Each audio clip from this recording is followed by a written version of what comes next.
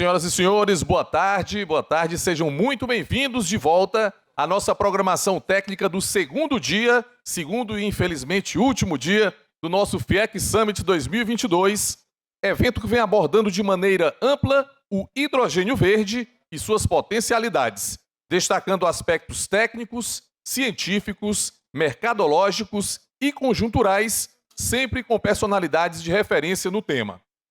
Vamos iniciar a nossa programação da tarde, que será composta por 2 painéis. Iniciamos agora com o painel O Hidrogênio Verde na Descarbonização da Mobilidade. Vamos apresentar nossos palestrantes e seus respectivos temas.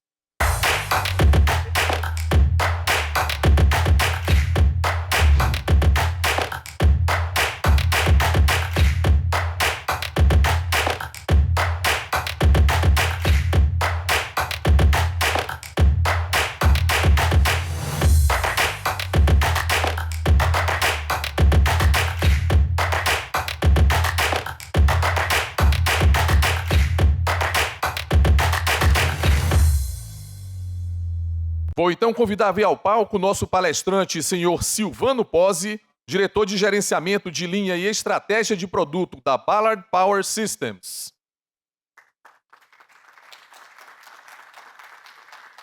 Participam de forma remota senhor João Irineu, diretor de compliance de produto do grupo automotivo Stellantis, senhor Francisco Magalhães, diretor da empresa Mitsui Caetano Bus, e senhor Bill Eric, da California Fuel Cell Partnership.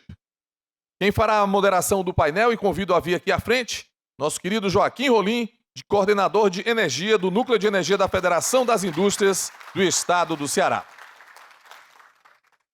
Lembramos que a nossa plateia poderá participar formulando perguntas por escrito, enviadas por meio do nosso QR Code e do número de WhatsApp. Produção, por gentileza, mais uma vez para lembrar aqui a nossa audiência, por favor. Nós temos aí o nosso QR Code e o nosso número de WhatsApp para vocês formularem suas perguntas.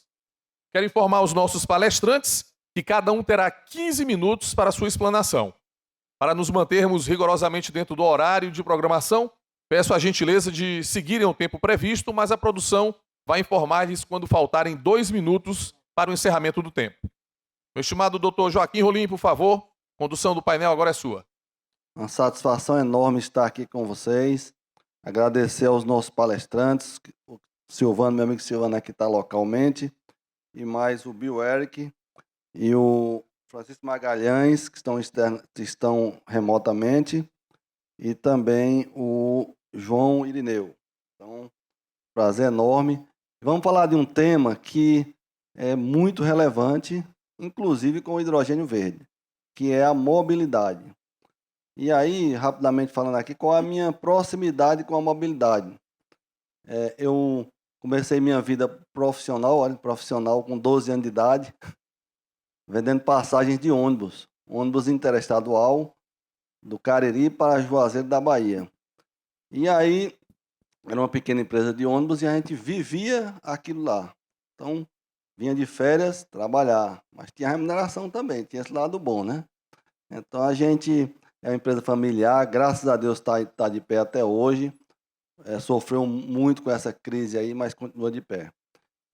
E aí a mobilidade, nós temos aqui uma palestra da Caetano Bus, que é uma empresa portuguesa que está fabricando ônibus a hidrogênio. E fica aquela velha pergunta, né? Mas é melhor o carro elétrico ou a hidrogênio? Então, rapidamente aqui, eu não vou entrar no tema aqui dos nossos palestrantes, mas... apenas uma opinião, né? Que nessa empresa de ônibus lá, o meu irmão, que é o administrador, ele queria botar um ônibus elétrico. E a gente ficou nessa, porque é uma linha de 400 quilômetros de distância, e aí, para a distância, sobe uma serra de 800 metros, que é a Serra do Araripe, Chapada do Araripe, e eu dizendo aí, nós temos que estudar bem, eu acho que esse nosso caso aqui, cabe um P&D. Então, nós estamos buscando uma forma de testar primeiro. Uma empresa pequena não tem capital para P&D, então é um caso a ser estudado. Mas, em linhas gerais, a minha percepção é que veículos que rodem muitos quilômetros durante o dia, ou que sejam de alta, veículos pesados, o hidrogênio é a melhor solução. É isso que eu aprendi até o momento, mas poderei rever meus conceitos ao final das palestras. E veículos que rodem poucos quilômetros por dia, ou que sejam leves, a melhor solução, por enquanto, é o veículo elétrico. É isso que eu aprendi. E aí o veículo elétrico, comparando rapidamente com o veículo a hidrogênio, o veículo a hidrogênio tem também tem um tanque de hidrogênio e uma bateria. E o veículo elétrico, puramente elétrico, uma bateria. E a diferença de peso é mais de 4 vezes. Então, por isso que eu fiz essa comparação. Tem um gráfico que mostra isso. Se roda muito ou se é pesado demais, o melhor é o hidrogênio. Mas é como eu disse, fiz apenas essa interação inicial, essa provocação. Nossos amigos experts é que vão nos dizer. E ao final, eu vou poder, inclusive, saber se eu estou certo nessa minha avaliação ou não.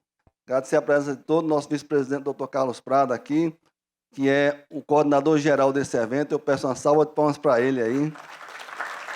Então, vamos começar aqui com a palestra da Mitsui Caetano Bus, senhor Francisco Magalhães. Seja muito bem-vindo, é um prazer e uma satisfação poder ouvi-lo. E como eu falei em ônibus aqui, já vou saber se eu falei certo ou não. Obrigado aí, viu? Boa tarde, João. Boa tarde a todos. Permitam-me que comece por felicitar o FIEC Summit 2022 pela excelente organização e pela oportunidade do evento. Também gostaria de dar uma palavra especial ao João, porque ele verdadeiramente ele quase introduziu já o tema sobre a mobilidade a hidrogênio versus mobilidade elétrica à bateria. Eu tenho aqui uma pequena apresentação que vou usar apenas para seguir de um pouco de acompanhamento à minha apresentação.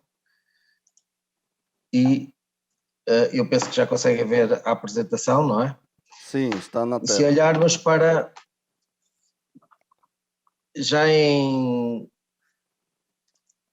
1874, Júlio Verne já introduziu o tema sobre a importância da mobilidade a hidrogênio no futuro da mobilidade do futuro. Hoje em dia a Caetano Bus é uma empresa que tem uma participação da Toyota e também da empresa de investimento japonesa Mitsui, e efetivamente isto é o resultado de toda a estratégia de mobilidade elétrica que a Caetano tem vindo a seguir ao longo dos últimos anos. Como vocês sabem, a Caetano Bus é o maior fabricante de ônibus portuguesa, tem uma ligação de longa data à própria Toyota e efetivamente nos últimos anos a Toyota e a Caetano aliaram-se para desenvolver tudo que é mobilidade zero emissões, tanto a parte de baterias como a parte de mobilidade elétrica a hidrogênio. Como eu estava a dizer, efetivamente a Caetano praticamente neste momento parou todo o desenvolvimento de mobilidade urbana, os conhecidos ônibus do tipo M3 Classe 1 a diesel. Neste momento não desenvolvemos qualquer outra solução que não seja zero emissões, seja ela a baterias ou a hidrogênio. Fruto desta responsabilidade que a Caetano assumiu há alguns anos, a Toyota associou-se à Caetano, não só apenas na parte de estrutura acionista, mas também dando o logotipo Toyota à empresa Caetano Bus. Ou seja, os produtos fabricados pela Caetano Bus zero emissões têm a marca Toyota, o que representa efetivamente uma grande responsabilidade para a Caetano e, por outro lado, ao mesmo tempo, um reconhecimento da Toyota face à capacidade de desenvolvimento e engenharia da Caetano Bus. Se olharmos para aquilo que é hoje em dia a mobilidade elétrica da Caetano, a Caetano tem efetivamente mais de 300 já soluções de mobilidade zero emissões em todo o mundo em circulação e em operação, sendo que isto acontece efetivamente em mais de 30 cidades do mundo onde já existem produtos zero emissões da Caetano Bus. Se olharmos para aquilo que eu estava a explicar, portanto, Em 2010 nós desenvolvemos o primeiro autocarro a baterias, digamos assim, elétrico a baterias. Em 2016, fruto do todo o trabalho que estava a ser efetuado anteriormente, lançamos o primeiro 100% elétrico a baterias, que é o nosso atual E-City Gold. Ao mesmo tempo, nós desenvolvemos soluções, como sendo um chassi elétrico, que disponibilizamos aos fabricantes de autocarros em todo o mundo, que queiram ter a sua solução zero emissões e que não tenham ou a capacidade de investimento ou que não tenham no seu pipeline este projeto de investimento no desenvolvimento de um produto próprio de mobilidade elétrica.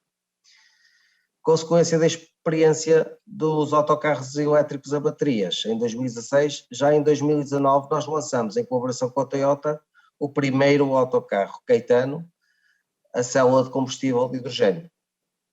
A célula de combustível que a Toyota utiliza nos seus produtos é uma célula da Toyota, naturalmente, é uma stack da Toyota, e efetivamente, como eu explicava anteriormente, já em 2020 associamos as marcas e partilhamos a marca dos veículos zero emissões com a Toyota.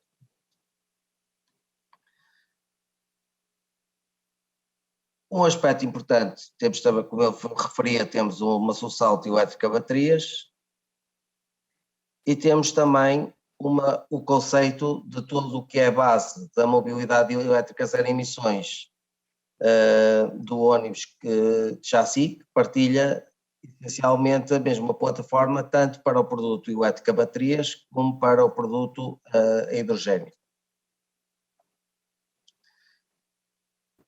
Este é o chassi elétrico e, se me permite, eu só vou aqui interromper a apresentação um pouquinho para poder conversar um pouco mais sobre este projeto.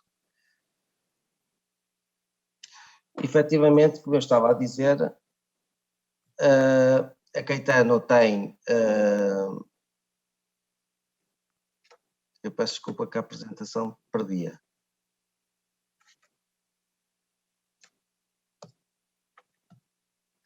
Portanto, efetivamente, eu interrompi um pouco a apresentação, mas não tem problema que eu sigo mesmo sem a apresentação. Ok, efetivamente, senhor Francisco, o senhor tem mais 9 minutos, por favor, viu? Com certeza. Efetivamente, respondendo um bocado àquilo que o João introduziu, efetivamente, hoje em dia nós olhamos para a mobilidade a baterias, elétrica a baterias e a mobilidade elétrica a hidrogênio com duas perspectivas muito interessantes. Se me perguntarem, efetivamente, as duas tecnologias não se irão, de certa maneira, substituir, efetivamente ambas irão coexistir, sendo que o alcance de aplicação de cada uma das tecnologias será distinta.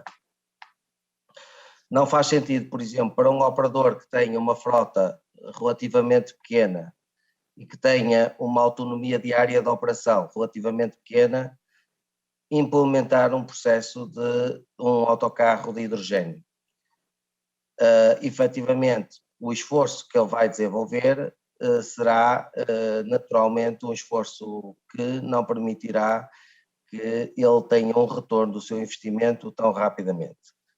Mas se olharmos para aquilo que é a operação de rodoviário, por exemplo, se olharmos para aquilo que é a operação do rodoviário, efetivamente nós não poderemos ter o rodoviário a operar com autonomias expectáveis na ordem dos 600 km mínimo entre pontos de ligação em cidades, nomeadamente no Brasil, não é?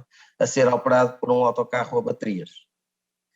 Efetivamente, o que temos que ter em consideração é que, a nível de operação, ou teríamos um autocarro a baterias cheio de baterias para cumprir com a autonomia, e isto não é garantido que mais baterias signifique mais autonomia, e efetivamente teríamos depois um peso exagerado dentro do próprio ônibus que impediria que toda a funcionalidade dos autocarros rodoviários hoje ficasse garantida. Se olharmos para aquilo que é normalmente a operação de um operador, também há outra questão importante, que é o tempo de carregamento de um autocarro de hidrogênio para encher, por exemplo, 37,5 kg, que é o que leva um ônibus de hidrogênio em média, são sensivelmente necessários entre 9 a 10 minutos.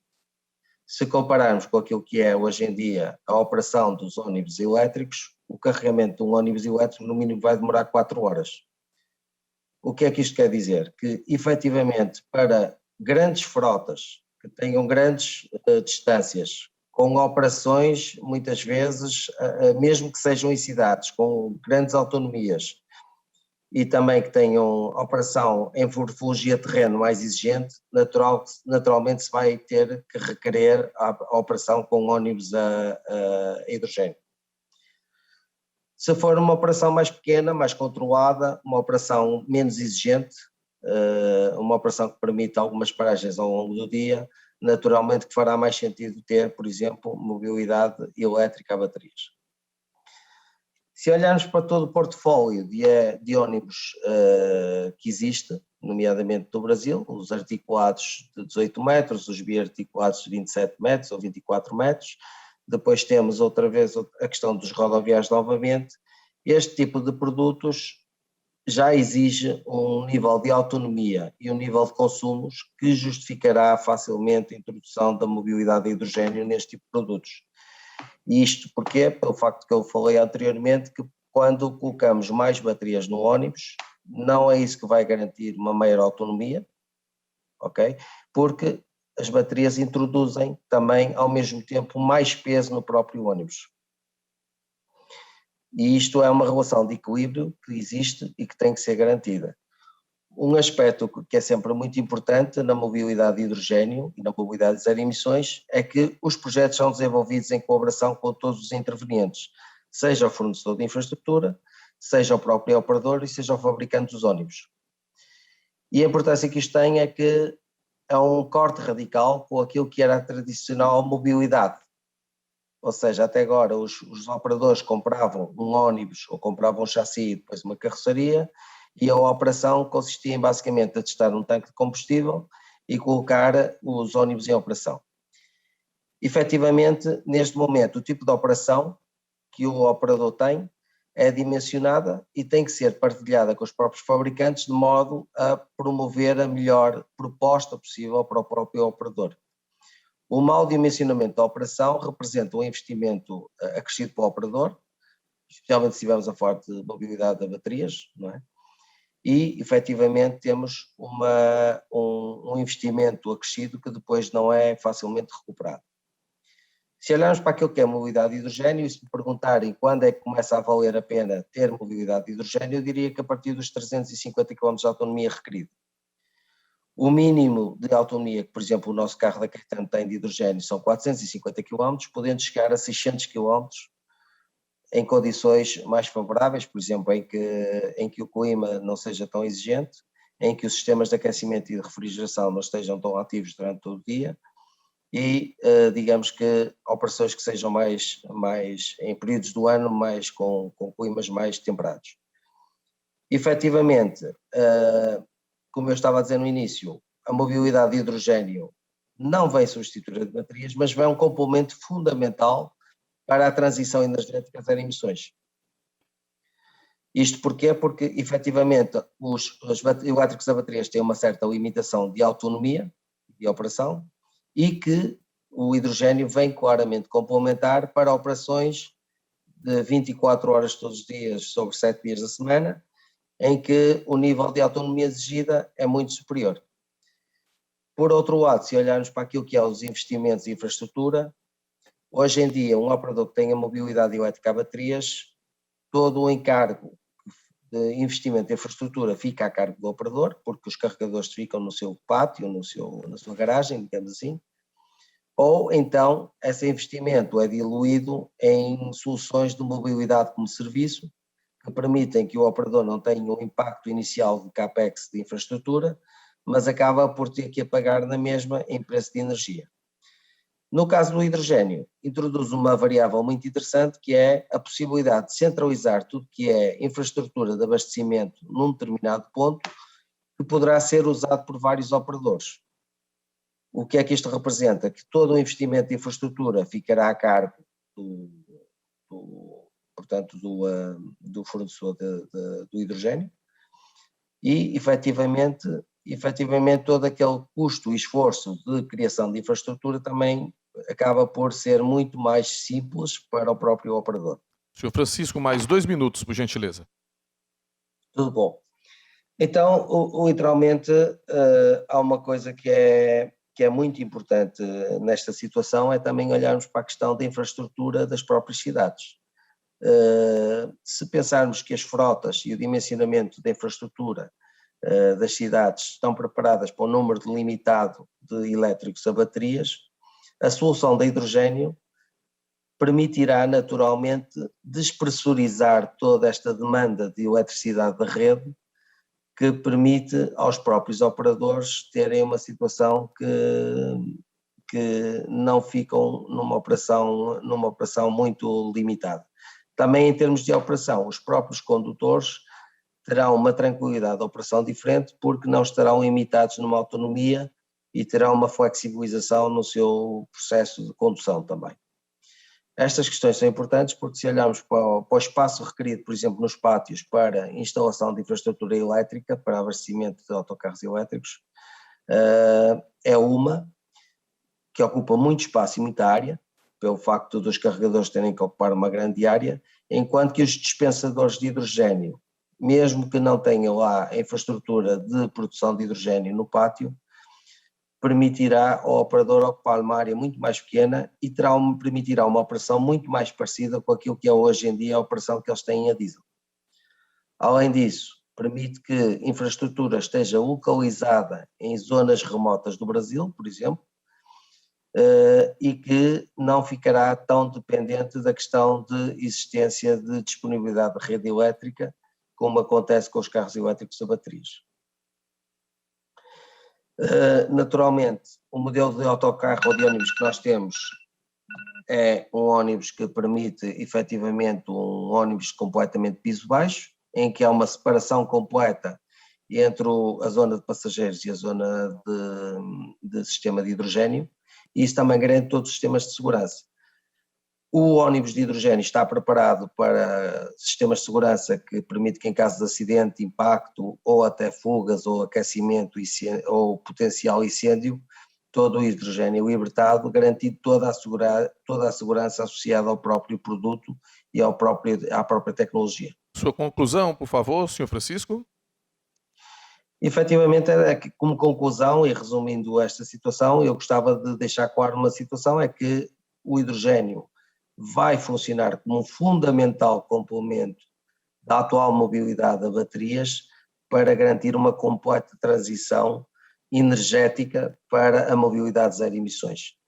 Não será possível fazer grandes autonomias com autocarros a baterias, mas efetivamente o hidrogênio poderá ser uma sobre-solução, uma solução demasiado grande para operações mais pequenas e operações mais simples.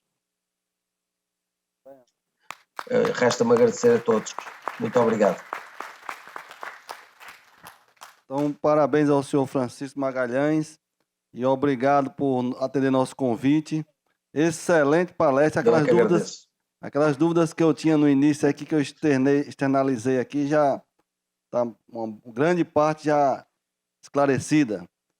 E agora vamos ter... A certa altura parei a apresentação, porque é mais fácil falar do que estar a seguir uma apresentação.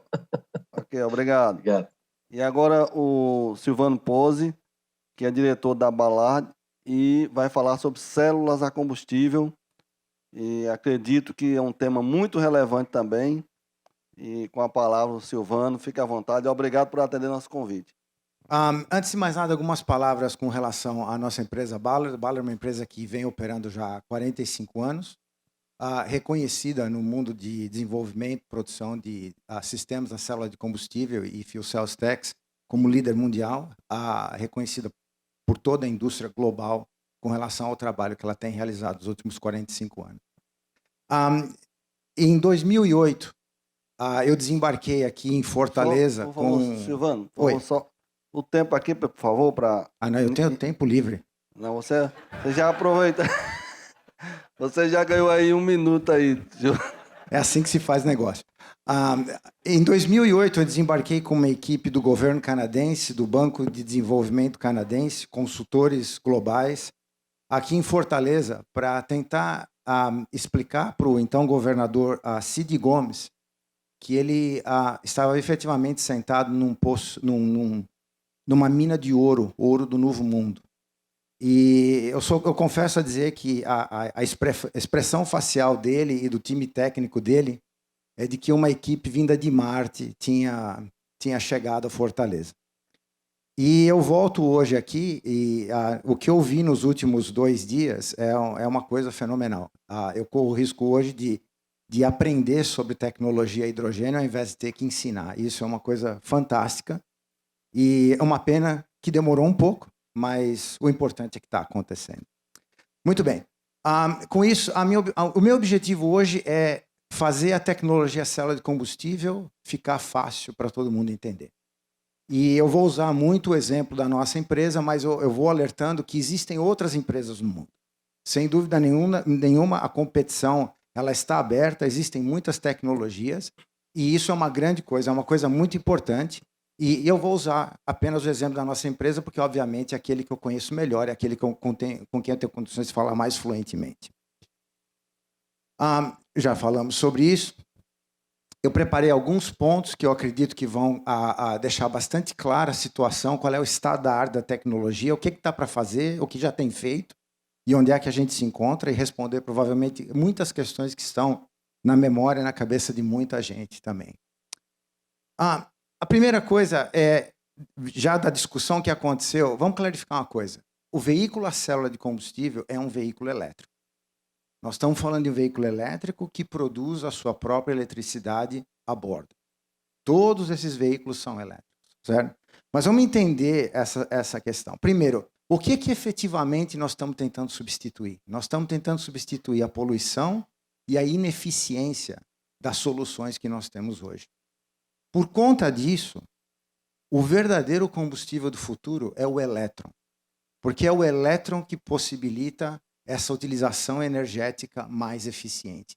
Não existe como resolver o problema sem maior eficiência. Vocês vão ouvir esse tema repetitivamente na minha apresentação. E por conta do elétron ser o combustível do futuro, por conta do combustível do futuro precisar ser manipulado, o hidrogênio passa a ser a coisa central, o link central de tudo isso. Como é que você vai trazer o elétron verde produzido na Austrália para aqui para o Brasil? Como é que você vai trazer o elétron verde produzido no Brasil lá para a Austrália? Entendeu? Você precisa carregar ele, é por isso que o hidrogênio aparece nessa equação. Seguindo em frente, isso já foi falado para todo mundo, o mundo se mobilizou. Finalmente, todo mundo fez a conta, todo mundo entendeu. Eu não preciso mais repetir isso para vocês. A questão da distribuição, todo mundo conversou sobre isso hoje, não preciso mais explicar nada disso. Olha que maravilha. Certo? Então, vamos falar sobre as outras coisas. Vamos começar pelas vantagens do veículo a célula de combustível comparado, por exemplo, com o outro veículo elétrico, o veículo a bateria. Então, quais são as nossas vantagens? Primeiro, é uma operação de forma constante, não interessa como o ambiente se encontra. Limpo, sujo, frio, quente, tanto faz. A célula de combustível funciona da mesma forma o tempo inteiro. Segundo, definitivamente uma opção boa onde você tem uma demanda elevada de energia, certo? E terceiro, como já foi colocado pelos colegas da Caetano, muito rápido de ser reabastecido, certo? Essas são vantagens que faz com que esse tipo de veículo elétrico seja uma substituição direta do outro sistema que nós temos em uso hoje em dia, certo? Então, um ônibus a célula de combustível substitui um ônibus a diesel. Um caminhão a célula de combustível substitui um caminhão a diesel. Muito simples. Isso foi comentado também.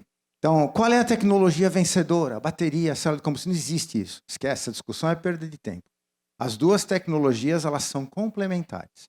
E cada uma delas tem a sua aplicação mais vantajosa. Então, se a gente fala de um veículo de baixo consumo energético, como, por exemplo, um automóvel de passeio, a bateria funciona muito bem.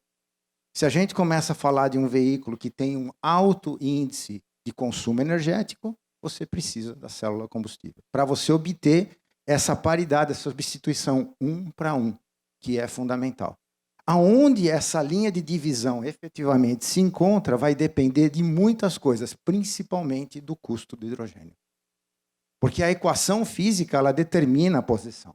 Mas aí existe uma equação econômica do custo total de operação que depende do valor do hidrogênio. E se o hidrogênio é barato, você vai ver mais célula combustível. Se o hidrogênio é caro, você vai ver menos célula combustível. É assim que funciona. Muito bem, o estado da arte. Vamos primeiro entender o que é um sistema célula de combustível. Outra coisa super simples. Começa com aquilo que a gente chama de unidade celular.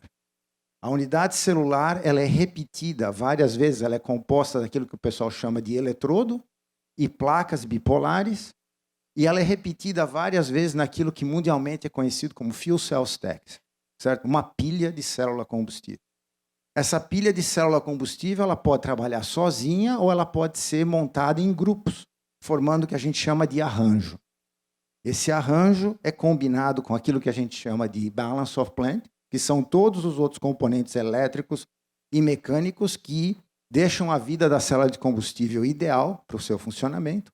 Você põe ali um monte de software, um monte de controles e etc., onde normalmente o segredo de como fazer isso funcionar direito efetivamente se encontra, e ali você tem aquilo que a gente chama de um módulo à célula de combustível. Você fornece hidrogênio, o ar da atmosfera, e você obtém eletricidade regulada para você usar no seu veículo. Certo? E é nisso que a Ballard ela é campeã mundial. Naquele produto, na stack e aqui nos elementos que formam a stack. Vamos dar uma olhada no que é um veículo a célula de combustível. Então vamos pegar o exemplo de um caminhão, por exemplo. Está aqui um caminhão a célula de combustível. Isso aqui não é teórico, isso aqui é um caminhão de verdade. Você tem os sistemas a célula de combustível fazendo o que o motor a diesel fazia. Você tem o sistema de armazenamento de hidrogênio, a eletrificação efetivamente da plataforma, por exemplo, nos eixos elétricos, ou então com motor elétrico central, alguns outros periféricos e pronto, você tem um caminhão a célula de combustível. A mesma coisa seria um ônibus, a mesma coisa seria um automóvel e assim por diante. Um elemento fundamental nesse veículo é a fuel cell stack, a pilha de célula combustível. E a pilha de célula combustível ela tem que ser desenhada para a aplicação. Uma pilha de célula combustível para um automóvel de passeio é um conceito, para um veículo pesado é outro conceito. E a mesma célula de combustível ela tem uma elasticidade na sua operação enorme. Você pode operar ela de forma extremamente eficiente ou você pode operar essa célula combustível para obter uma quantidade de potência enorme. Uma coisa compromete a outra. É uma questão física, não há muito o que fazer. Então, normalmente, você precisa de uma família de produtos para você poder atender uma diversidade grande de aplicações, porque cada aplicação tem a sua demanda com relação aos atributos críticos. Em termos de tecnologia, tudo avançando numa velocidade enorme, mas é um produto comercial hoje em dia. Não existe mais uma barreira técnica quando se fala em célula combustível. E a gente vai entrar um minuto no detalhe disso já já. Alguns exemplos para vocês. Então, a gente fala, às vezes, módulos de célula combustível, às vezes a gente fala motores de célula combustível, e você vê vários tamanhos, vários formatos, uma elasticidade na engenharia do produto enorme, muito diferente daquilo que você vê no motor a combustão interna, onde você tem aquela mesma aparência para qualquer motor que você desenha, variando o tamanho. Você tem uma flexibilidade aqui completamente diferente. E bem ali no centro, vocês veem uma figura do motor a célula de combustível mais avançado que existe no mundo hoje. Esse motor ele bate em todas as características um motor a diesel de potência equivalente, com a vantagem de não ter nenhum tipo de poluição. Com a vantagem de ser construído com materiais que consomem muito menos energia já na produção do veículo. Mas só para vocês verificarem um pouquinho mais, aquele sistema que eu mostrei ali na frente, integrado dentro de um caminhão, por exemplo, onde você efetivamente já tem uma solução que ocupa o mesmo espaço que ocuparia um motor a diesel convencional, certo? E, quando aplicado, você começa a ver coisas como eficiência, etc., em valores que são absolutamente impossíveis de serem atingidos por qualquer tipo de tecnologia que se baseia em combustão, certo? Usando aquela tecnologia, por exemplo, aquele caminhão que eu demonstrei, Veja só o tipo de resultado que você obtém. Você tem aqui um caminhão que tem uma autonomia de quase 1.000 quilômetros. Você tem um caminhão com uma eficiência máxima que chega a 63%, uma eficiência média na faixa de 55%. Esses são números impossíveis de serem atingidos por qualquer tipo de tecnologia que se baseia na queima de alguma coisa. Certo? As aplicações. Por conta das características da célula combustível, adivinha o que está acontecendo? As aplicações de energia intensa são aquelas que estão adotando a tecnologia primeiro. Então, ônibus, caminhões, trens, aplicação marítima, todas essas começam a se movimentar numa velocidade muito grande e adotar a tecnologia nesse período. Ônibus, vários exemplos, inclusive os ônibus que nós temos aqui no Brasil. Da forma que os colegas da Caetano colocaram, quer dizer, esse é um mercado, esse é um produto comercial hoje no mundo. Programas que eram de 3 ônibus viraram programas de 10, que viraram programas de 20, e hoje em dia as concorrências elas são de 100, 120 unidades, toda vez que alguém começa a comprar uma frota desse tipo. Os caminhões, um outro segmento extremamente popular para células a combustível hoje em dia. Lá na ponta, eu pus essa fotografia com a intenção de mostrar, esses são os nossos caminhões operando no porto de Los Angeles, certo? Os portos estão trabalhando para eliminar completamente as emissões nos transportes dentro do porto, na região do porto, etc.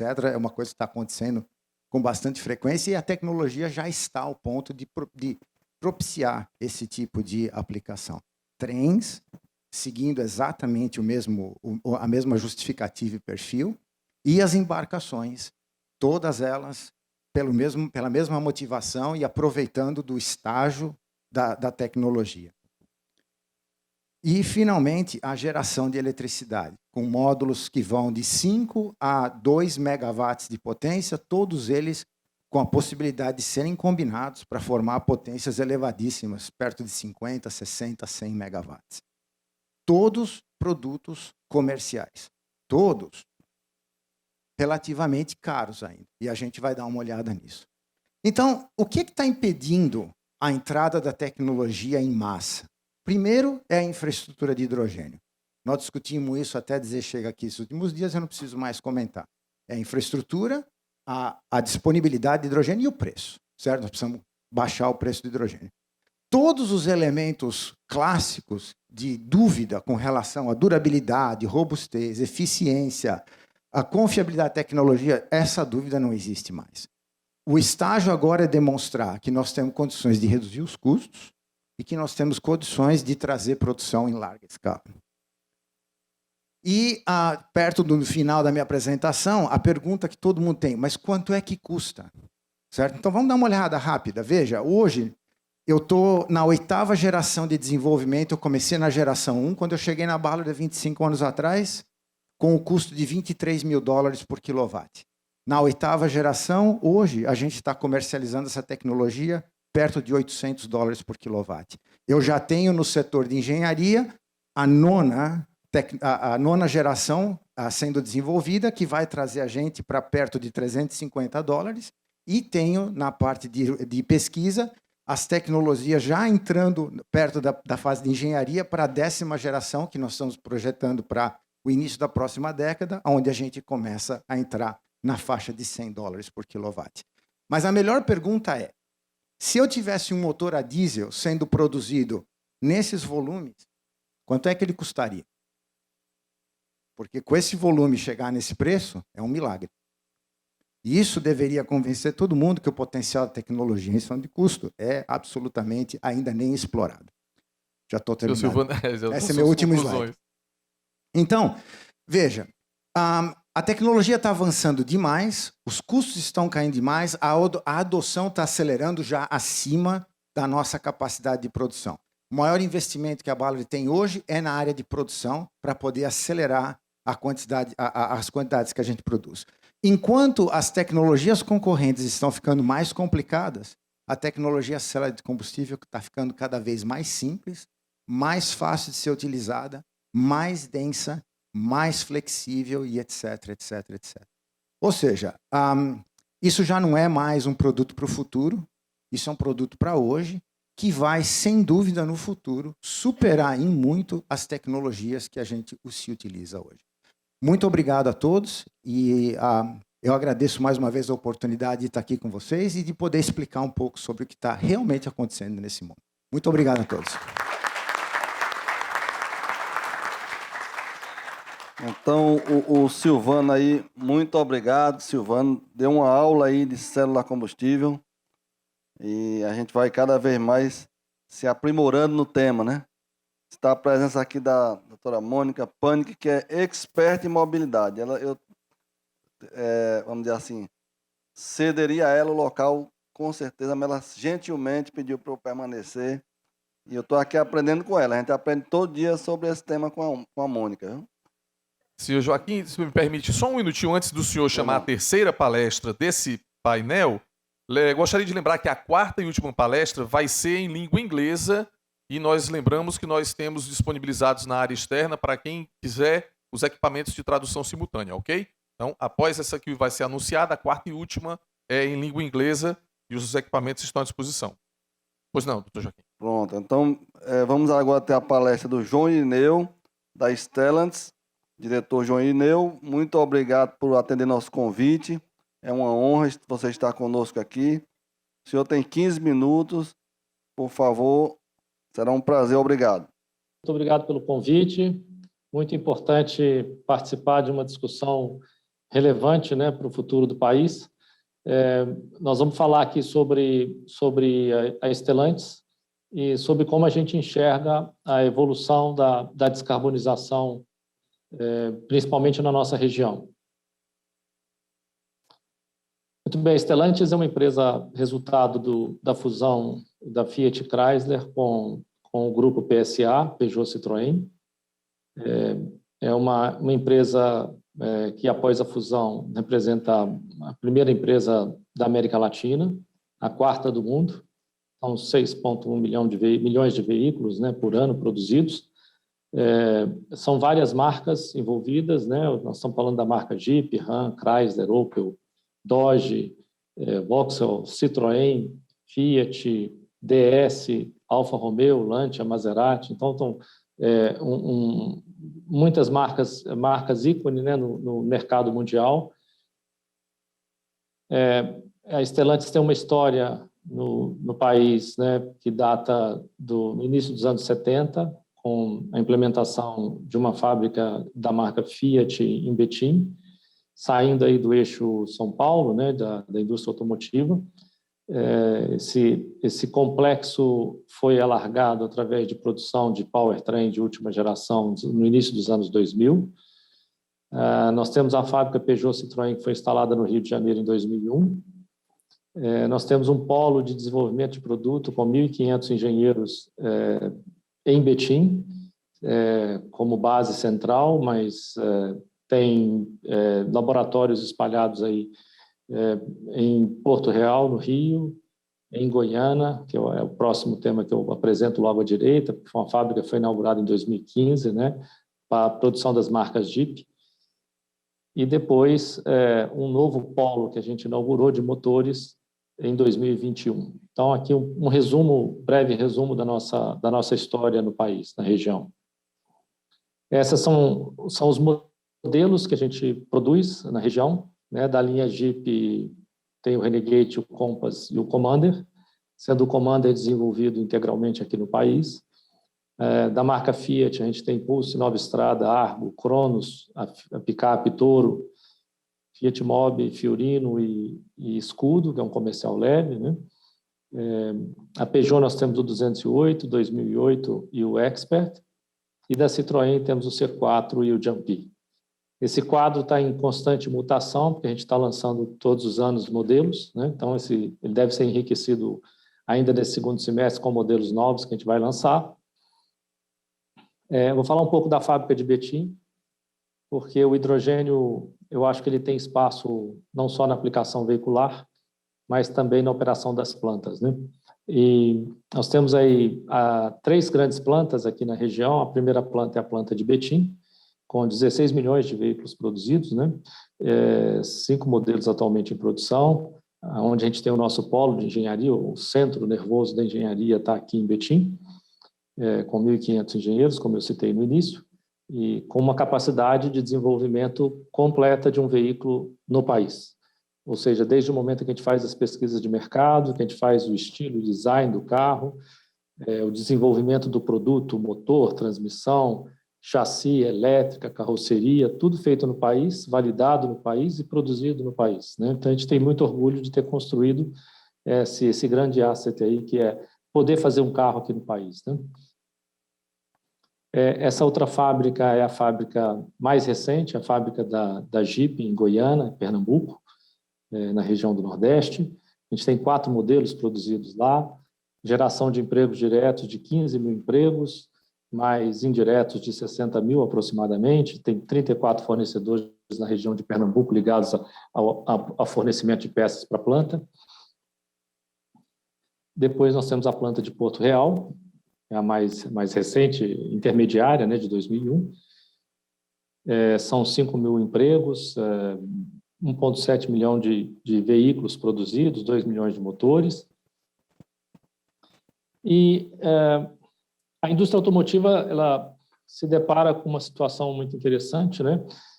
Com grandes desafios, né, para os próximos anos, desafios que se somam e fazem e tornam o automóvel um objeto que aumenta o grau de complexidade.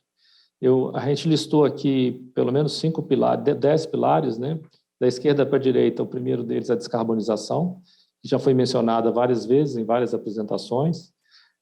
O desenvolvimento do veículo na área de segurança veicular, um produto mais seguro, né? Seja do ponto de vista de segurança ativa, que é de segurança passiva. As emissões de gases poluentes, né? Não falo aqui dos gases de efeito estufa, falo dos gases realmente nocivos, né? Monóxido de carbono, hidrocarbonetos, NOx. Então, são gases que fazem mal para a saúde, são regulados, né? Através de regulamentos de cada região desenvolve.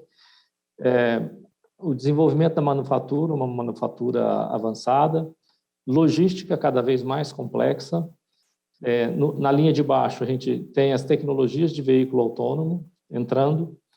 Depois, a conectividade, o carro passa a ser, na realidade, conectado na nuvem, passa a ter essa possibilidade dinâmica de ter um objeto móvel que armazena, recebe dados e transmite dados. Isso gera oportunidade de fazer várias coisas ao mesmo tempo, né?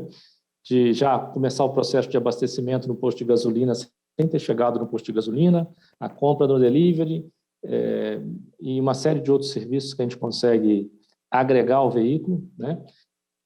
User experience, também como o cliente usa o carro, o que ele espera do carro, né? Essa interação do cliente com o carro mudou de maneira significativa nos últimos anos. Essa conectividade do carro na nuvem gera um ambiente que precisa ser seguro. Então, o cybersecurity passa a ser uma ciência necessária para proteger o automóvel, né? Uma vez que a direção do automóvel é elétrica, o freio é elétrico, o comando do motor, o comando da transmissão, ou seja, uma série de funções vitais aí para o funcionamento do veículo, elas precisam ser monitoradas e protegidas em relação à invasão de hackers, né? Com essa enorme massa de dados que o carro precisa interagir com a nuvem, né, com o sistema e com o meio exterior, é importante proteger o veículo, né, para a invasão de hackers. Então, a ciência do cybersecurity é muito importante numa definição de vários níveis de segurança de acordo com a tecnologia usada no veículo.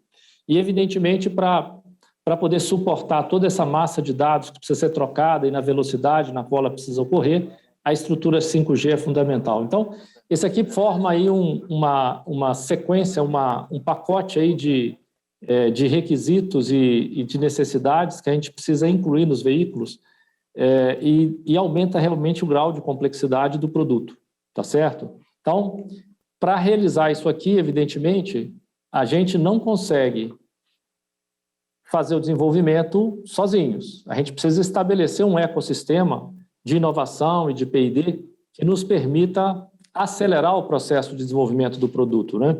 Essa aceleração do processo de desenvolvimento do produto demanda a participação de fornecedores, de políticas públicas, as fundações públicas, né, as agências do governo, né, que estão aí representadas no quadro da direita, são fundamentais.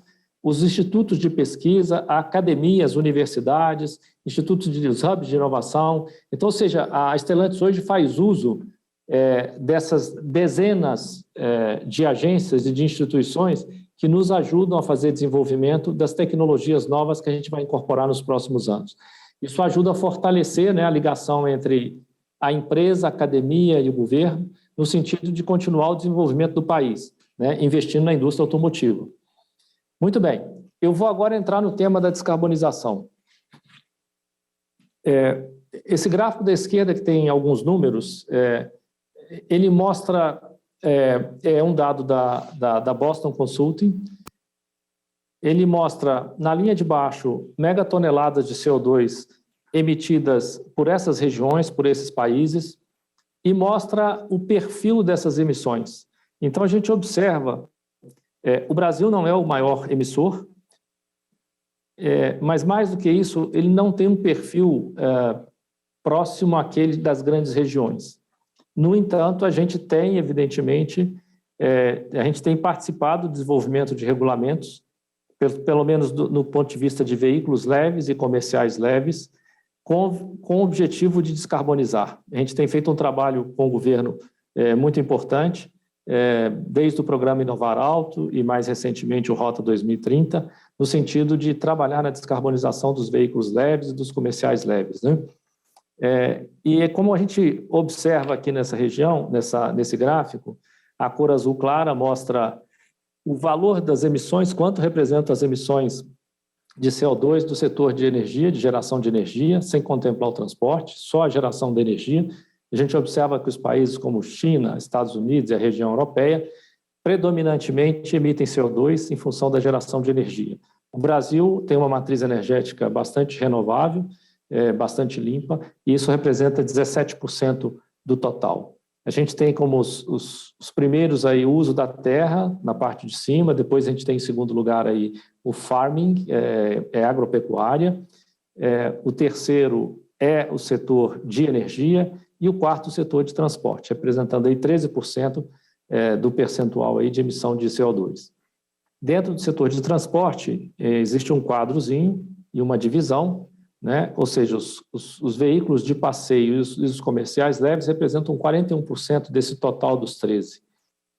Ônibus e caminhões representam aí aproximadamente 56%. Né? Então, ele está dividido aí entre ônibus e caminhões o maior percentual da emissão de CO2 no setor de transporte. Então, o Brasil tem, digamos, a emissão absoluta mais baixa, tem um perfil diferente em relação à Europa, Estados Unidos e China, e tem, evidentemente, uma participação muito grande da emissão de CO2 no uso da terra e no setor agropecuário, né?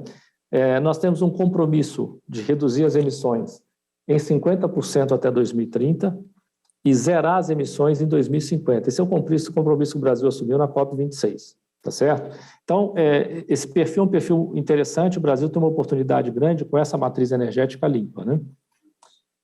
Essa matriz energética hoje, o uso dessa energia é predominantemente industrial e do setor de transporte, né?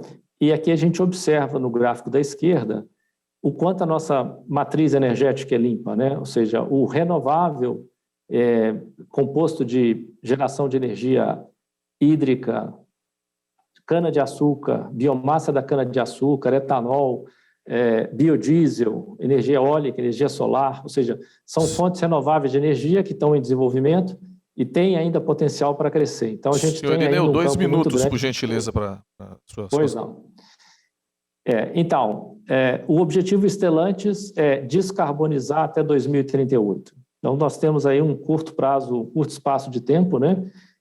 Nós temos um objetivo aí de fazer uma descarbonização de aproximadamente 50% em 2030 e completar o processo de descarbonização em 2038, através de trabalho na linha de produtos, que é essa cor laranjada, ou seja, a descarbonização dos nossos produtos, a utilização da eletricidade nos processos produtivos e nos fornecedores, e produção de baterias. Então, nós temos aqui, olha, uma parte do nosso objetivo vai ser cumprida através da renovação dos nossos produtos até 2038, e a outra parte precisa ser feita, que é a gestão da energia que nós usamos para produzir os nossos carros. Muito bem.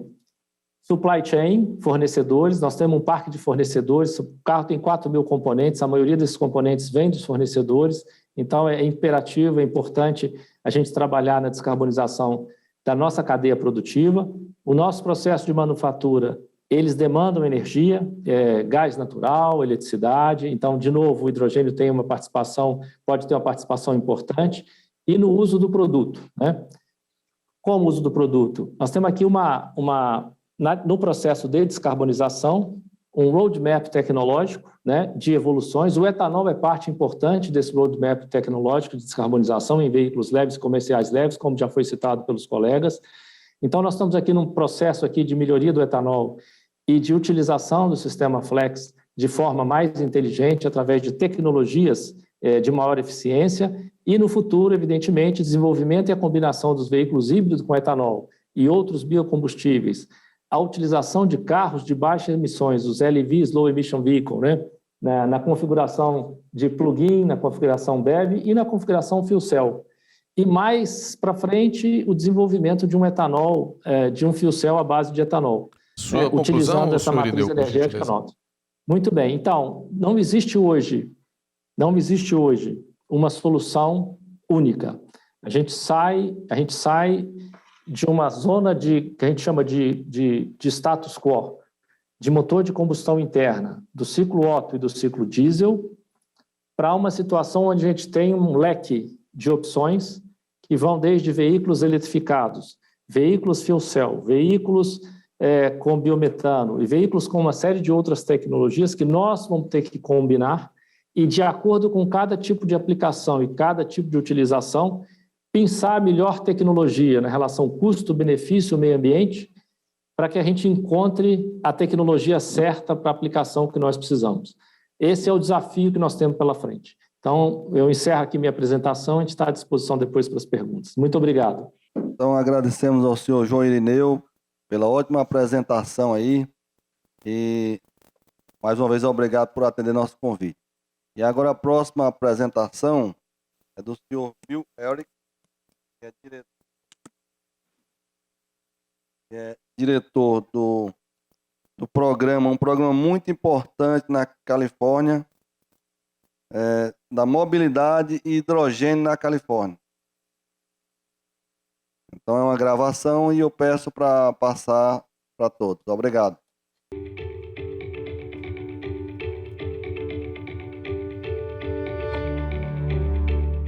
Hello, and thank you for the opportunity to participate today in the FIEC Green Hydrogen Summit. I wish I could be there in person, yet really pleased to be able to provide this presentation. Muito obrigado pela oportunidade de apresentar o que eu vou falar hoje, no sentido de melhorar todo o setor. Meu nome é Bill Eric, eu sou diretor executivo da Fuel Cell Partnership na Califórnia. E nós temos trabalhado no mercado de veículos na Califórnia e eu vou dar uma visão geral do que estamos fazendo hoje. A parceria tem sido operada ao longo de 20 anos. E agora nós temos que pensar em como acelerar o rollout do mercado para que a gente possa ganhar um pouco de mais independência nos benefícios, nas tecnologias necessárias. Nossa missão é estabelecer a tecnologia para um mercado sustentável per se, estabelecendo algumas condições para o sucesso de mercado através de parcerias público-privadas para maior eficiência da tecnologia e também envolvendo vários setores da sociedade, como a academia. E nós precisamos identificar os desafios diferentes que o mercado tem e trabalharmos juntos para superá-los.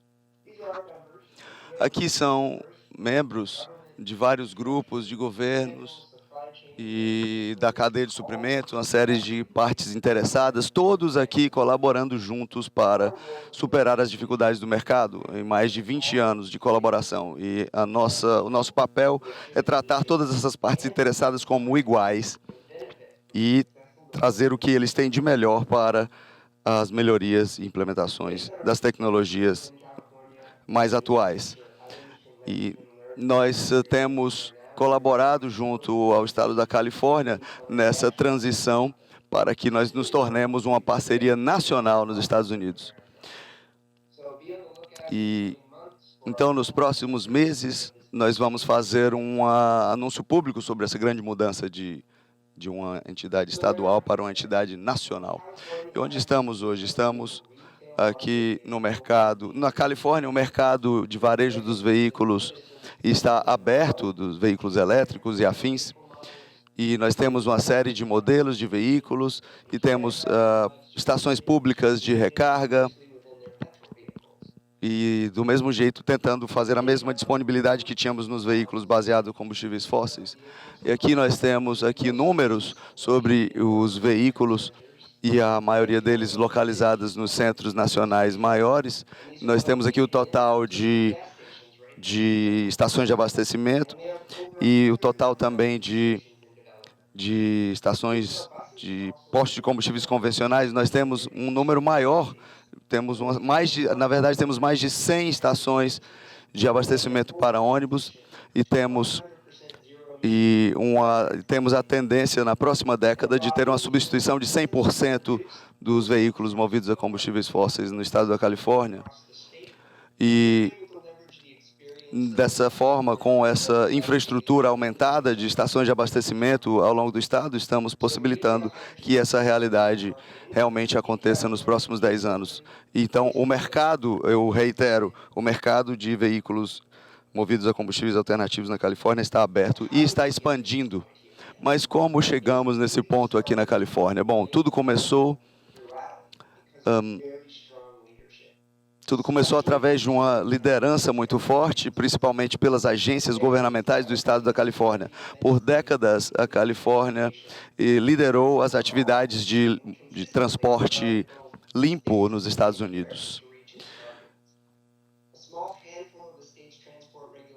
E nós mostramos aqui alguns marcos regulatórios que ajudaram bastante a que essa transição acontecesse nos estados da Califórnia e continuam acontecendo mudanças regulatórias para que nós chegamos ao 100% assim que possível, no tempo menor possível. E nós precisamos também de mais veículos e mais fabricantes para que a gente consiga atingir os níveis esperados em termos de viabilidade de número de carros, de ônibus. E nós precisamos também nos prepararmos para os tempos difíceis em relação aos problemas da transição energética. Aqui nós temos na Califórnia as partes interessadas-chave todas alinhadas em termos de estratégia, diretrizes e análises. E essas parcerias aqui têm sobrevivido e também têm superado uma série de desafios através da colaboração de documentos estratégicos e de diretrizes para todas as partes interessadas, ou seja, visões únicas, visões comuns para guiar todos os stakeholders. Então, aqui é um exemplo de uma série de documentos importantes que produzimos. E o primeiro é chamado de Fuel Cell Revolution, ou seja, a revolução da célula de combustível, mostrando o desenvolvimento de veículos movidos a células elétricas e para que todos os acontecimentos para que esse mercado fosse um mercado de sucesso. E há um documento aqui no lado direito da tela que fala sobre veículos mais pesados e caminhões, então mostrando como começamos, como habilitamos, digamos assim, esse mercado de caminhões e ônibus na Califórnia. Outros relatórios podem ser encontrados no nosso website, se vocês tiverem interesse nessa documentação. Então, há outras atividades aqui. No ano passado, o Departamento de Energia dos Estados Unidos implementou $8 milhões de investimento e esses recursos proporcionaram um desenvolvimento incrível em termos de hidrogênio nos Estados Unidos. E novas parcerias foram desenvolvidas, novos projetos e um impulso bastante interessante para nesse momento. Então, existe esse impulso do hidrogênio, que foi iniciado com esses recursos governamentais e que tem que ser aproveitado.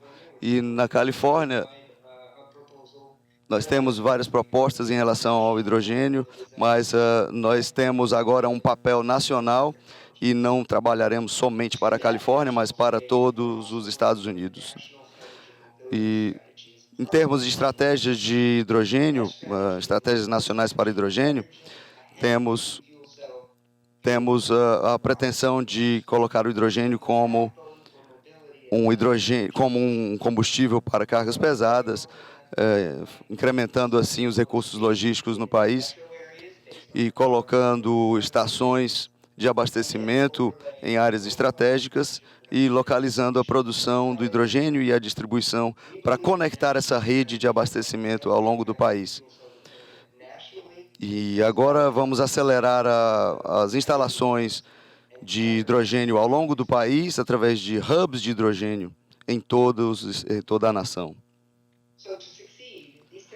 E para essas tecnologias, para terem sucesso, elas precisam se tornar produtos comuns, e isso tem que ser feito garantindo que as lacunas da tecnologia sejam resolvidas. Isso inclui certificações básicas, normas padronizadas, e que essas sejam as fundações para que construamos o mercado. E as estações de combustível precisam estar disponíveis para que todas as pessoas as vejam. Essencialmente, nós precisamos fazer esse produto de fácil acesso, barato e de uso comum, né, para os veículos tradicionais, e que deixemos-los ainda melhores. E em termos de competitividade e de marketplace, nós precisamos implementá-los assim que pudermos. E nós precisamos ajustar e ressaltar a importância dos generosos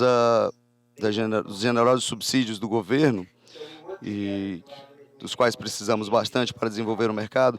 Em suma, precisamos colaborar e trabalhar juntos para desenvolver os padrões de carbono, de baixa emissão de carbono, por exemplo. E nós temos feito um progresso incrível na questão das novas estações de abastecimento, e nós temos visto essa transição resultando em estações mais capazes e mais completas. Também temos visto subsídios governamentais para equilibrar o lado dos investimentos privados nessa equação, e temos uma pretensão de chegar a 100% na questão do hidrogênio no estado da Califórnia. E são notícias incríveis nessa revolução. No ano passado, nos Estados Unidos, esses recursos foram ainda mais fundo na questão da autossuficiência, e nesse relatório nós vemos um investimento contínuo para o crescimento desse mercado. Esse mercado da Califórnia será autossuficiente em 2030, e nós passaremos, através dos subsídios, a ter muito mais oportunidades de mercado. Esse é um dos caminhos para a sustentabilidade para qualquer mercado no mundo, incluindo veículos a bateria e outras aplicações complementares do hidrogênio. É muito importante também para atingir sustentabilidade aqui na Califórnia, porque há mais lojas acelerando o processo dos veículos de carga pesada, tanto nos Estados Unidos quanto globalmente, porque agora estamos falando de um mercado global com cada dia mais oportunidades de crescimento. E, finalmente, a Califórnia alcançou esse ponto no mercado porque nós percebemos que nenhum setor específico pode desenvolver esse mercado sozinho. É preciso uma coordenação entre e intra todas as partes interessadas, todos se apoiando mutuamente para o sucesso. Nós temos que construir esse mercado antes que possamos competir com sucesso nesse mercado. Então, as parcerias público-privadas estão cooperando de uma maneira muito importante para que trabalhemos nos vários âmbitos locais, estaduais e nacionais e internacionais. Isso tem sido feito na América do Norte e, por isso, eu estou muito animado de participar deste evento para contar-lhes todas essas novidades.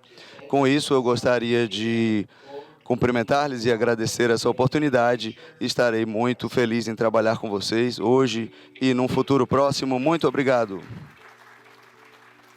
Então, palmas aí muito merecidas para o senhor Bill Eric. A round of applause to Mr. Bill Eric, so very well. A quem agradecemos pela well excelente apresentação. To whom we thank for this excellent presentation. Então agora nós vamos para a fase de Now perguntas e we're respostas. going to the Q&A session. E vamos ver aqui o que é. Enquanto eu abro aqui, já vou fazer uma pergunta aqui para o Silvano. E se os outros quiserem também comentar, será muito bem-vindo. Então nós temos um tempo aqui agora, 5 minutos. Eu pensei que era mais, ó. Deram um desconto aqui, mas tudo bem. Então, primeiramente, senhor Silvano, aí uma pergunta que eu tinha feito é: basicamente, qual é a principal diferença de uma célula combustível para um veículo e uma para uso comercial ou residencial? Porque eu sei que tem um projeto no Japão que ele vai ter um bairro com a tubulação toda a hidrogênio percorrendo o bairro e com a célula combustível para fazer a conversão. Então, tem diferenças tecnológicas dessa célula combustível para uma de um veículo? As tecnologias básicas, seja qual for a aplicação residencial, veículo leve, veículo pesado, marítima, e os processos de fabricação são muito semelhantes. Mas o trabalho de engenharia que vai para cada uma dessas diferentes aplicações é bastante diferente, porque ele varia de acordo com as necessidades mais importantes para aquela aplicação, os atributos que são mais necessários para cada uma daquelas aplicações. Por exemplo, num automóvel de passeio, você precisa fazer a stack extremamente leve, pequena e com bastante potência. Enquanto se você tiver numa aplicação, vamos dizer, residencial, o aspecto peso, o aspecto tamanho não é tão importante, certo? Você vai para uma aplicação como veículo pesado, a vida útil, a eficiência passa a ser uma coisa extremamente importante. E outras aplicações nem tanto. Então, esses atributos eles vão determinar a fórmula de como aplicar as tecnologias e como aplicar os métodos de produção para obter o produto que se adequa melhor. Muito obrigado. E agora uma pergunta para o senhor. Muito obrigado. E uma pergunta para o senhor João Irineu. É uma pergunta o seguinte, que os outros podem comentar também, se quiserem. Qual o nível de segurança de um caminhão que anda com 12 cilindros de hidrogênio? Então, por favor. Está me escutando bem agora? O senhor, por favor, ou o senhor Francisco Magalhães também. O senhor João Irineu pode, por favor, se puder comentar, ou o senhor em seguida. Certo. Eu vou deixar o Magalhães responder, porque ele é da área de pesados. Depois eu complemento com algumas coisas da área de leves. Tá ok? Muito obrigado. Então, senhor Magalhães, Francisco Magalhães, por favor. Essa pergunta é uma pergunta recorrente que temos aqui e acho que é bom esclarecer, né? Isso é uma resposta relativamente interessante, até porque é uma combinação de vários sistemas de segurança.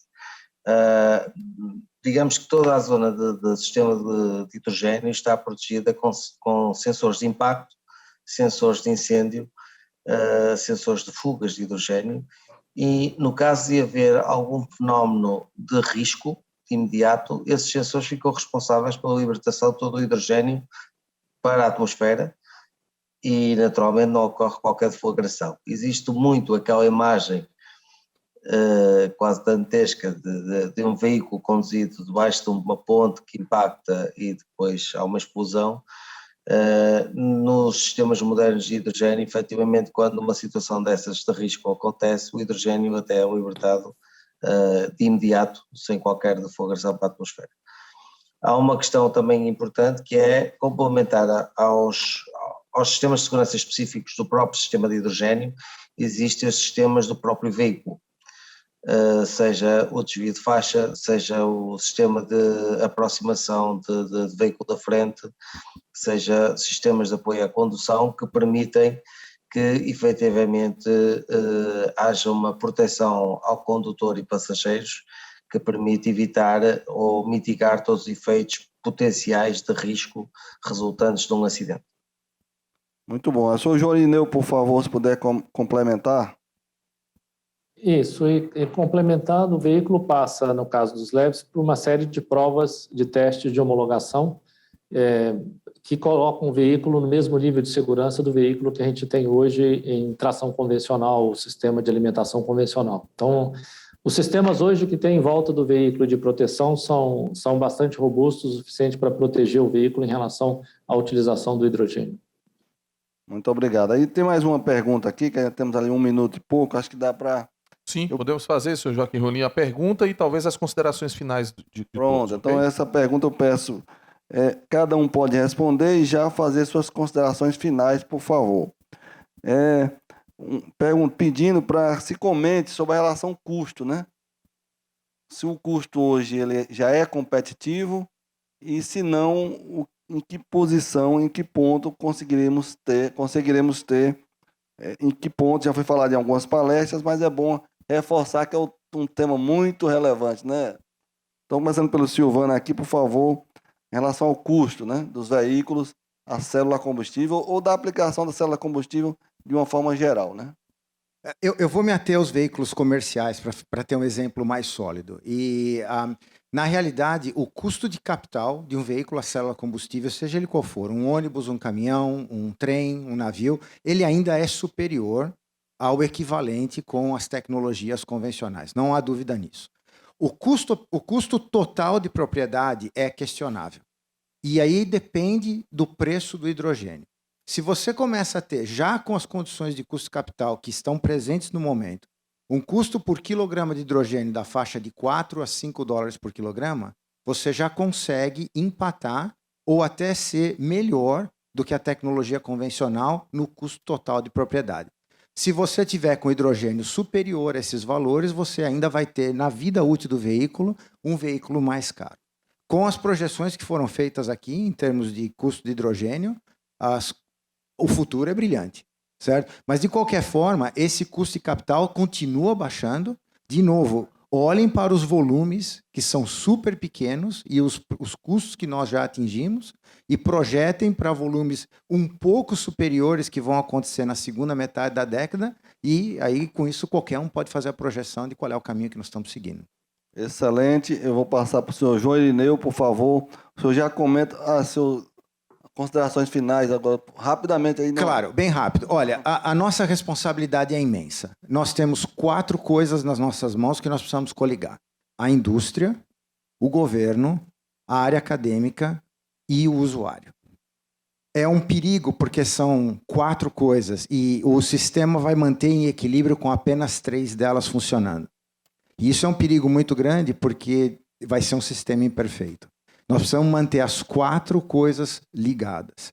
E isso é uma responsabilidade muito grande de todos nós para manter esse sistema em equilíbrio e efetivamente fazer a transição acontecer. A oportunidade é única e não pode ser desperdiçada. Muito obrigado. Senhor Jorineu, então, por favor, o senhor comente essa pergunta em relação ao tema do custo e, por favor, suas considerações finais também, ok? Ok, muito obrigado. Eu acho que a última fala do colega, ele tem 2 pontos que ele abordou que são muito importantes. O primeiro, o total cost ownership, o custo de propriedade. A análise precisa passar por aquilo, né? E hoje a avaliação ela não é justa pela explicação que ele deu, os volumes, né? Nós temos hoje volumes de produção que são infinitamente superiores aos volumes de produção de um meio de locomoção a hidrogênio. Então, ou seja, essa equação precisa ser resolvida, mas ela só vai ser resolvida mais à frente quando os volumes aumentarem. Segundo, consideração final, o equilíbrio entre meio ambiente, o aspecto social e o aspecto econômico é fundamental. A gente precisa trabalhar na busca de soluções equilibradas. E, para isso, a gente precisa passar por uma fase de transição.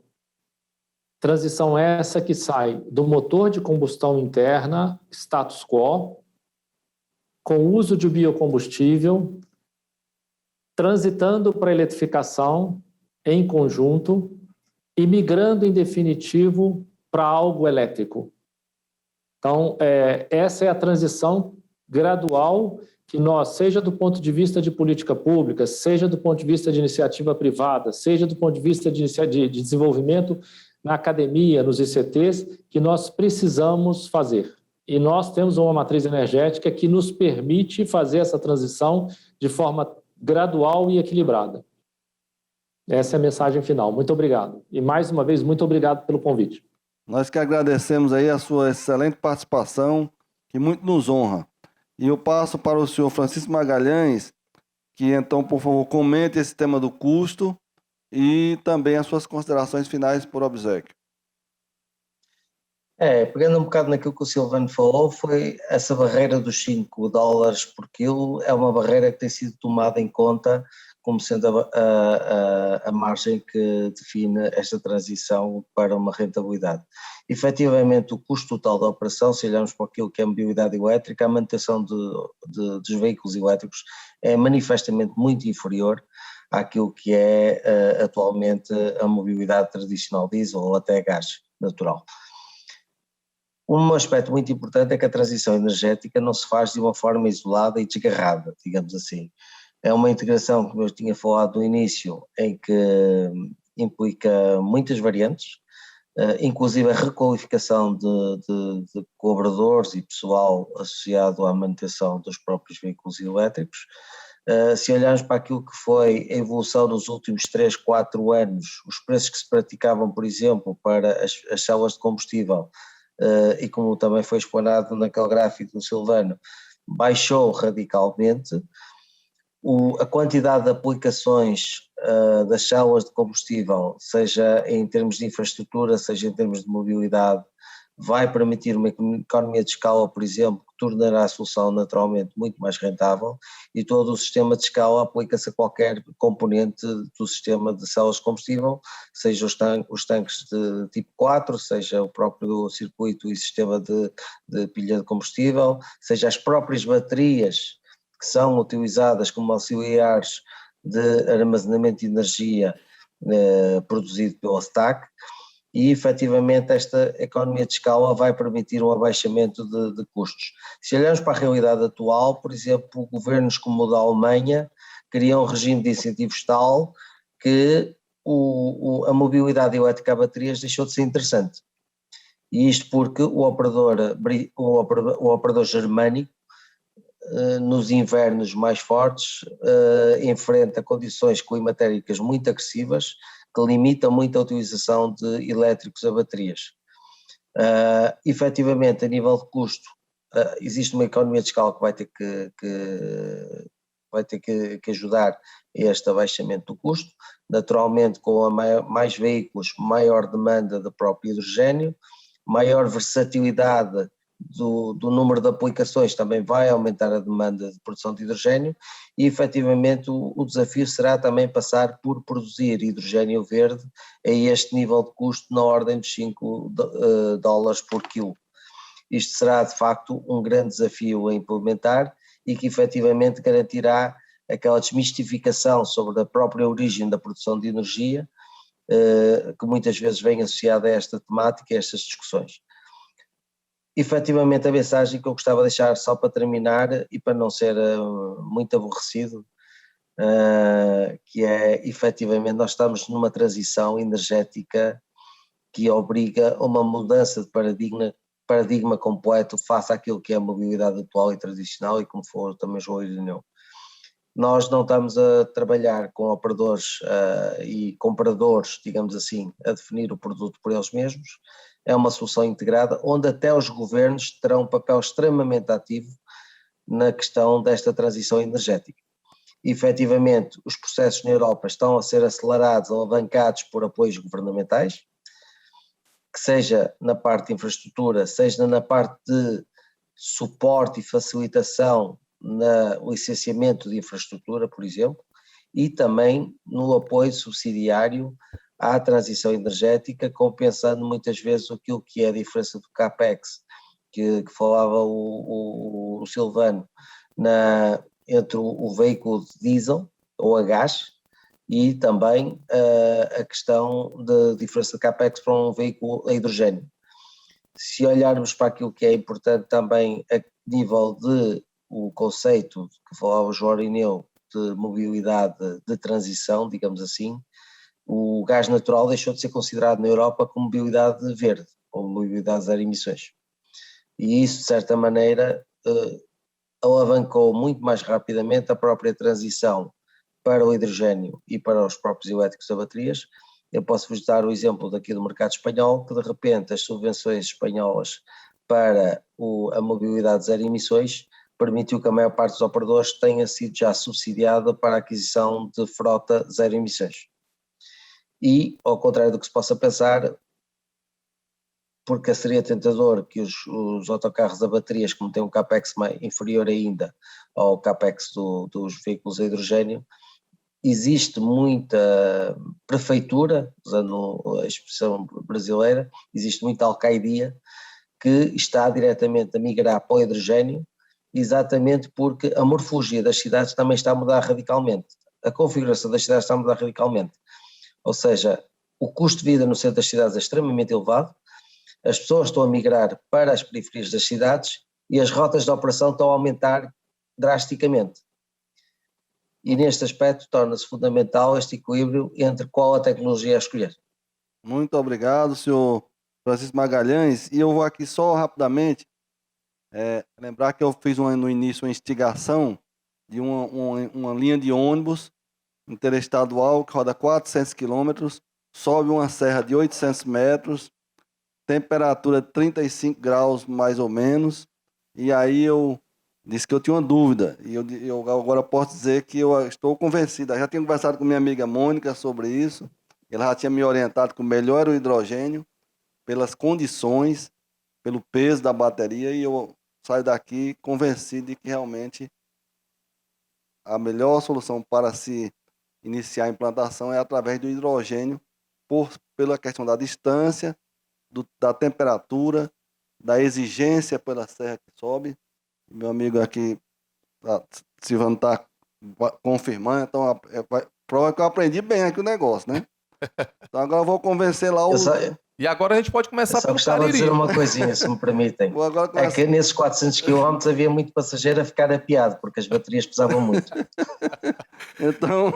Então, e aí aproveito para convidar os industriais aí, a Bala, a Stellantis, a Caetano, agradecer ao Bill Elric pela excelente apresentação e mostrando que a Califórnia está à frente, para virem para o Ceará aqui, se instalarem conosco aqui nessa caminhada da transição energética. Então, mais uma vez, muito obrigado a todos, ao Mauro aí, obrigado, e a vocês, que são a razão de estarmos aqui. Obrigado. Obrigado, Joaquim Rolim, nosso mediador. Muito obrigado ao Silvano Pozzi, o senhor João Irineu, Francisco Magalhães e o Bill Elric por esse painel incrível, com muitas informações. E nós vamos agora para uma parada para o Coffee Break.